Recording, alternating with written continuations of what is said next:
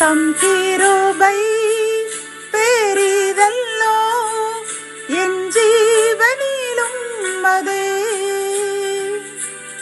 இம்மட்டும் காத்ததுவே இன்னும் தேவை கிருபை தாருமே இன்னும் தேவை கிருபை தாருமே.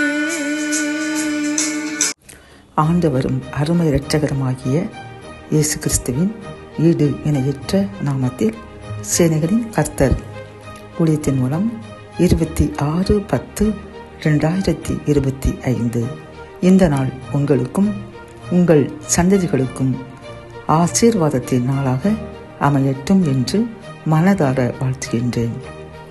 இன்று நாம் அறியவிருக்கும் கிருபையின் வார்த்தைகள் சங்கீதம் 103:2.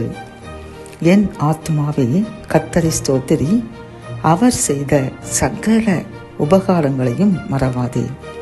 கத்தோலிக்க வேதாகமம் இவ்வாறு கூறுகின்றது: என் உயிரே ஆண்டவரை போற்றிடு, அவருடைய கனிவான செயல்கள் அனைத்தையும் மறவாதே என்கின்றது.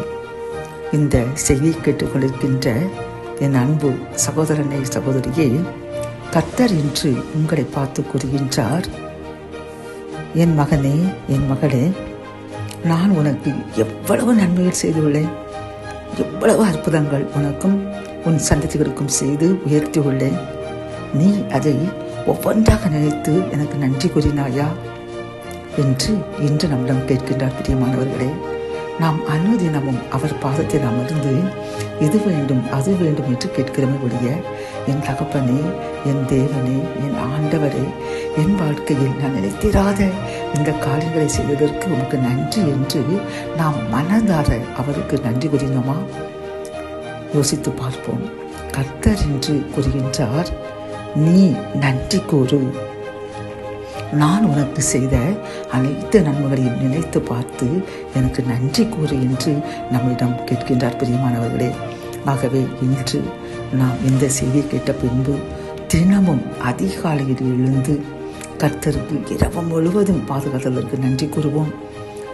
அதே போன்று கர்த்தர் நமக்கும் நம் சந்ததிகளுக்கும் இந்த நிமிடம் வரை செய்துள்ள ஒவ்வொரு நன்மைகளையும் நினைத்து நினைத்து அவருக்கு ஸ்தோத்திரம் செலுத்துவோம், நன்றி கூறுவோம்.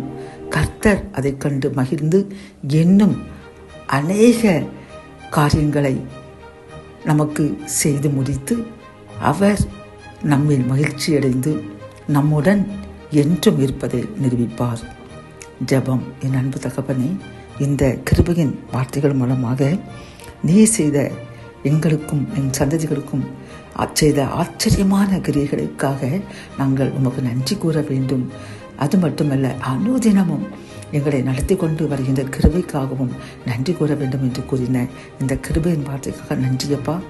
இதை கேட்டுக்கொண்டிருக்கின்ற நாங்கள் இன்றிலிருந்து ஒவ்வொரு காரியத்திற்கும் உமக்கு நன்றி கூறுவோம். அது மட்டுமல்ல, நன்றியுடவர்களாக நடப்போம் என்று உறுதி கூறுகின்றோம். எங்கள் உறுதியை ஏற்றுக்கொள்ளுங்க.